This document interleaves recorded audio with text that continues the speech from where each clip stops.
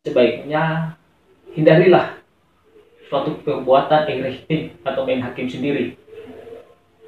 Ketika perbuatan tersebut kita lakukan, maka nantinya akan merugikan diri kita sendiri.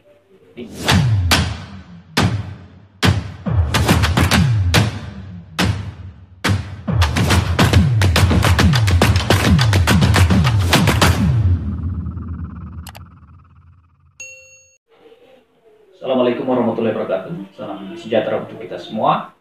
Di video kali ini kami hendak membahas terkait dengan berita yang sedang viral, yakni ada salah satu toko Indomaret yang ada di Gorontalo Utara, ada salah seorang karyawan di mana diduga melakukan sebuah atau suatu tindak pidana penggelapan. Nah, terhadap video ini atau peristiwa ini yang viral ini, kami dimintai tanggapan bagaimana secara hukum duduk perkara tersebut, apakah telah benar atau keliru. Baik, setelah kami melihat video yang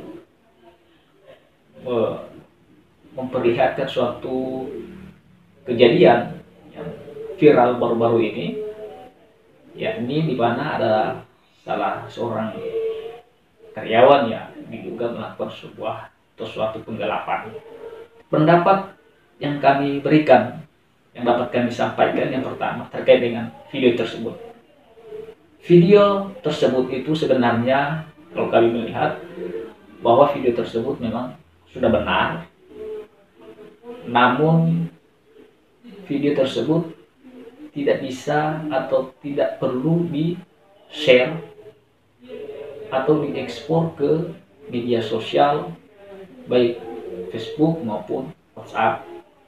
Kenapa demikian? Karena nantinya video ini menjadi satu konsumsi publik dan publik akan menjudgment atau menjustifikasi pelaku yang ada di video itu yang belum tentu kebenarannya.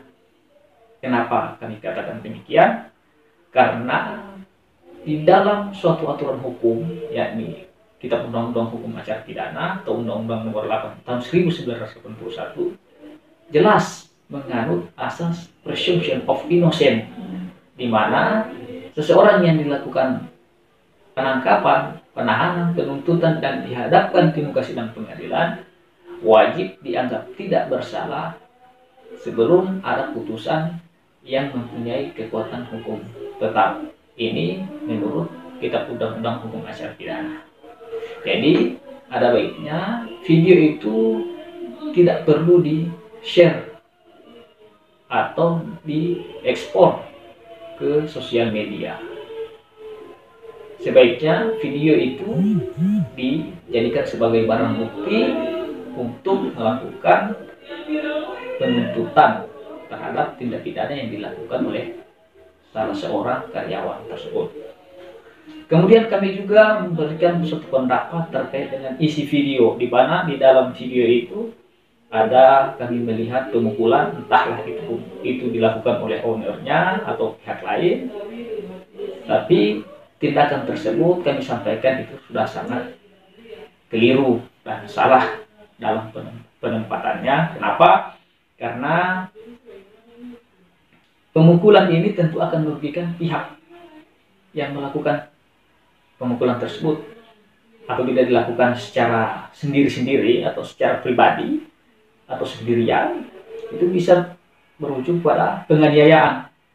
Apabila dilakukan secara berkelompok lebih dari satu, maka akan berujung kepada tindak pidana pengeroyokan.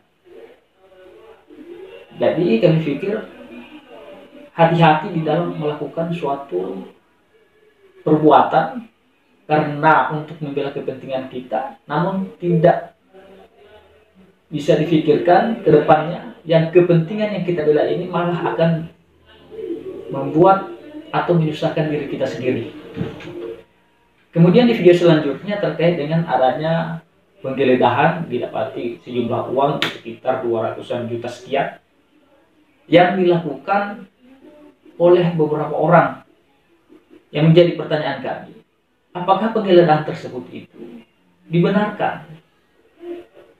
Maka menurut ketentuan hukum acara pidana, bahwa suatu penggeledahan itu harus dilakukan oleh penyidik, tentunya atas izin dari Ketua Pengadilan Negeri setempat. Tidak bisa dilakukan oleh selain penyidik. Dan prosedur penggeledahan tersebut yakni harus disaksikan oleh 2 orang saksi apabila, jadi kalau ketentuan tersebut bisa kita lihat di dalam pasal 33 KUHP. Penggeledahan dilakukan oleh penyidik, disaksikan oleh 2 orang saksi apabila tersangka atau pemilik rumah menyetujuinya. Apabila tersangka atau pemilik rumah tidak menyetujuinya, maka penggeledahan dilakukan dengan disaksikan oleh kepala lingkungan atau kepala desa dengan 2 orang saksi. Selanjutnya di dalam video tersebut kami khawatir apakah uang yang telah diperoleh tersebut merupakan dari hasil tindak pidana penggelapan yang dari tokoh Didi Mart itu. Tentunya hal tersebut harus dibuktikan. Dibuktikannya di mana? Di pengadilan. Namun perlu digarisbawahi bahwa penyidikan itu tidak serta-merta dilakukan oleh orang-orang yang biasa, masyarakat, atau siapapun itu selain penyidik.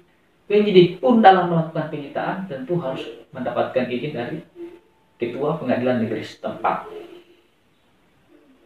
Jadi kesimpulannya, buat rekan-rekan yang mempunyai suatu peristiwa hukum yang sama, masalah hukum yang sama, maka sebaiknya hindarilah suatu perbuatan enrichting atau main hakim sendiri.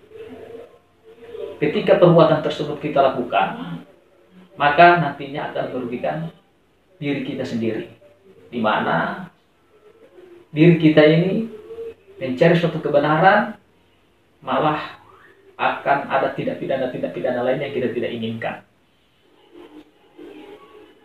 Kami pikir ini yang dapat kami sampaikan. Semoga bermanfaat. Assalamualaikum warahmatullahi wabarakatuh.